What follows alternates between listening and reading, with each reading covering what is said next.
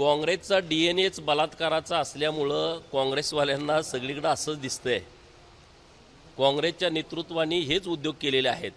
आयश करणं, मजा मारणं, सत्तेचा उपभोग घेणं, सत्तेतून पैसा मिळवणं, त्या पैशातून परत सत्ता मिळवणं।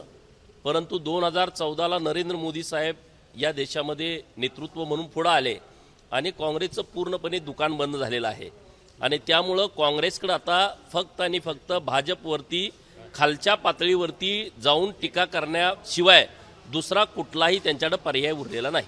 खरं तर त्यांनी मुख्यमंत्र्यांवर सुद्धा टीका केलेली आहे। चोमू असं म्हणलेलं आहे, चोर मुख्यमंत्री असं ते देवेंद्र फडणवीसांना म्हणतात। त्यासोबतच गजनी सुद्धा ते म्हणतात, कारण की वेगळा विदर्भ झाल्याशिवाय मी लग्न करणार नाही। मात्र त्यांनी लग्न केलं, त्यांना मुलगी झाली। त्यासोबतच अजितदादासोबत चक्की पिसिंग म्हटलेलं होतं आणि आता ते सत्तेत सहभागी झालेले आहेत। अशा पद्धतीने गजनी आणि चोमू त्यांनी मुख्यमंत्र्यांना म्हटले। बघा, काँग्रेसवाल्यांनी स्वतःला आरशात पाहायला पाहिजे। पहिल्यांदा या महाराष्ट्रामध्ये सर्वात जास्त वेळा मुख्यमंत्री काँग्रेसचा राहिला आहे आणि त्या मुख्यमंत्री पदाच्या कार्यकाळामध्ये तुम्हाला या महाराष्ट्रामध्ये कुठलंही विकासाचं काम करता आलं नाही।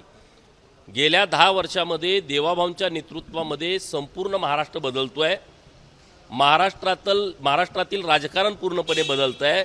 गावगाड्यातल्या सर्वसामान्य लोकांनी, बहुजनांनी देवाभाऊंना या राज्याचं नेता म्हणून स्वीकारलंय, त्यांच्या पाठीमागं पाठबळ उभा केलाय। जनतेने 2014ला, 2019ला आणि 2024ला देवाभाऊंच्या नेतृत्वामध्ये 100पेक्षा जास्त आमदार निवडून दिलेले आहेत। पहिल्यांदा 122 असतील, 19ला 105 असतील, नंतर आता 133-37 पर्यंतचे आमदार निवडून दिले असतील। त्यामुळे या काँग्रेसवाल्यांच्या असल्या कुठल्याही बोलण्याला फार महत्त्व राहत नाही। त्यांच्याकडे कुठलं या महाराष्ट्राचं व्हिजन नाही। आता बोलायचं काय? मग चला, बातम्या येण्यासाठी खालच्या पातळीवरती जाऊन माननीय देवाभाऊंच्यावरती टीका करा। अरे, देवाभाऊंनी जे गेल्या 10 वर्षात काम केलंय त्यातलं 1% जरी तुम्ही काम केलं असतं तर लोकांनी तुम्हाला थोडंफार मानलं असतं, परंतु तसं तुमच्याकडून काहीच घडलं नाही।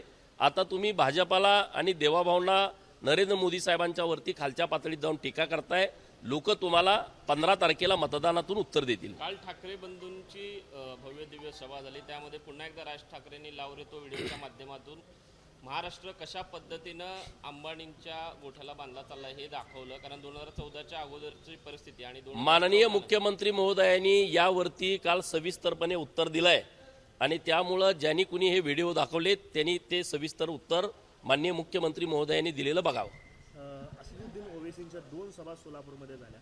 त्यांचं असं म्हणणं आहे की हिजाबवाली पंतप्रधान आपल्याला देशामध्ये पाहायला मिळेल। काय उत्तर असतं? भारतातील हिंदू लोकांनी या सगळ्या बाबीचा विचार करण्याची आवश्यकता आहे। या देशामध्ये ज्या पद्धतीनं लोकसंख्या वाढती आहे आणि हम दो हमारे दो मुळं हिंदूंची संख्या घटते आहे, तर त्यांनी जी भूमिका मांडली आहे त्याच्यावरती या देशातल्या हिंदूंनी विचार करावा। आम्ही जर काय बोलायला गेलो का परत म्हणतात की आम्ही मतात विभागणी करतोय, हिंदू मुसलमान करतोय, तर त्यापेक्षा इथल्या सगळ्या समजदार हिंदू बांधवांनी या बाबीचा अत्यंत गंभीरपणे विचार करावा। सुजात आंबेडकर असं म्हणतायत की काँग्रेसच्या ज्या खासदार आहेत प्रणिती शिंदे ह्या भाजपचंच काम करतायत आणि या निवडणुकीनंतर ते भाजपमध्ये प्रवेश करतात। बघा, या प्रदेशाध्यक्षाला जाऊन तुम्ही हेच विचारायला पाहिजे, हे जे आता काँग्रेसचं तुम्ही टिमके वाजवताय ह्यातले किती काँग्रेसवाले देवाभाऊच्या पाया पडतात? किती जण दारात उभे आहेत की आम्हाला कधी पार्टीत घेताय? हे त्यांनी विचार करण्याची आवश्यकता आहे।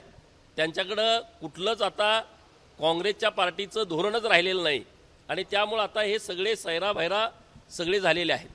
तर आता राज ठाकरेंची आपण बातम्या आता आपण बघितलं तर ते मिमिक्री करताना अनेक वेळा दिसायचे, पण त्यांची जागा कुठेतरी आता आदित्य ठाकरे घेताना दिसतात किंवा आदित्य ठाकरे मुख्यमंत्र्यांची मिमिक्री करताना आपल्याला दिसतात सभा। नाही, ठाकरे कुटुंबातल्या कुणीतरी मिमिक्री केलंच पाहिजे।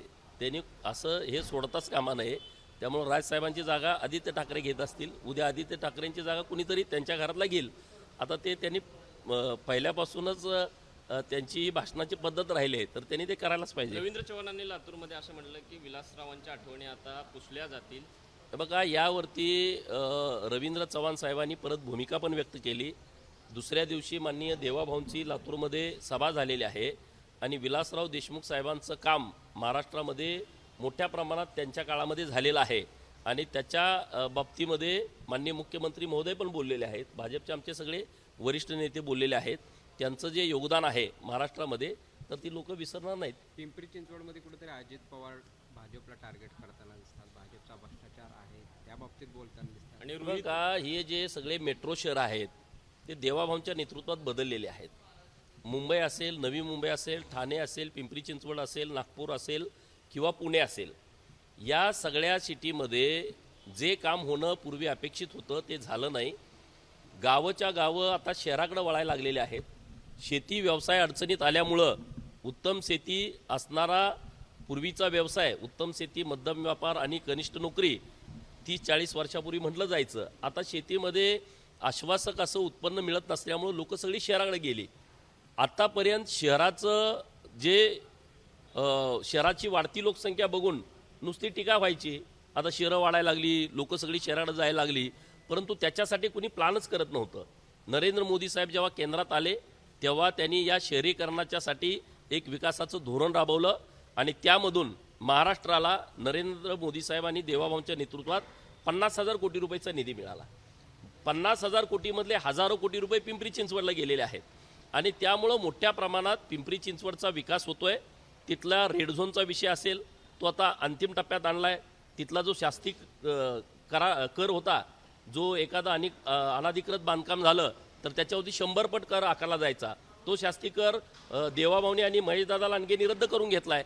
लोकांना खूप मोठ्या प्रमाणात त्याचा फायदा झालेला आहे. असे अनेक विषय तिथले मार्गी लागलेले आहेत. मोठं इंडस्ट्रीयल हब असल्यामुळं मला वाटतं राष्ट्रवादीचा इंटरेस्ट त्या महानगरपालिकेमध्ये जास्त आहे. राज्यामध्ये 29 महानगरपालिकेच्या निवडणुका आहेत, परंतु राष्ट्रवादीच्या वतीनं फक्त आणि फक्त पिंपरी चिंचवडला टार्गेट केलं जात आहे. सगळे नेते तिथं जात आहेत, सगळे नेते महेशदादांच्या वरती, भाजपवरती बोलत आहेत. तर मग कशासाठी? बाजूला पुणे पण आहे, पलीकडं नवी मुंबई आहे, ठाणे आहे, कल्याण डोंबिवली आहे, इकडं सांगली आहे, कोल्हापूर आहे, सोलापूर आहे, सगळी मोठ्या महानगरपालिका सुरू आहेत. मग पिंपरी चिंचवडवरतीच का डोळा आहे?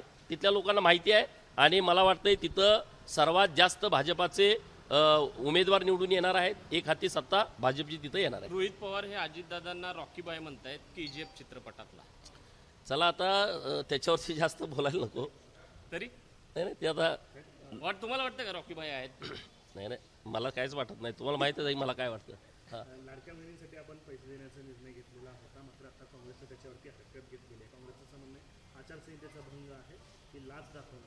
हे बघा, हे पहिल्यापासूनच लाडक्या बहिणींच्या विरोधामध्ये आहेत. पूर्वी त्यांनी काही कोर्टात पण लोकं पाठवली होती. सगळे उद्योग या लोकांनी केलेले आहेत आणि त्यामुळं आता ते हवालदिल झालेले आहेत. लाडक्या बहिणींचं प्रचंड समर्थन, प्रचंड आशीर्वाद हा त्यांचा लाडका भाऊ देवाभाऊंना आहे आणि त्यामुळे आता काँग्रेसवाले काही ना काही उद्योग करायचं बघतायत, पण त्यातून त्यांना काही आउटपुट निघणार नाही. ABP माझा, उघडा डोळे बघा नीट.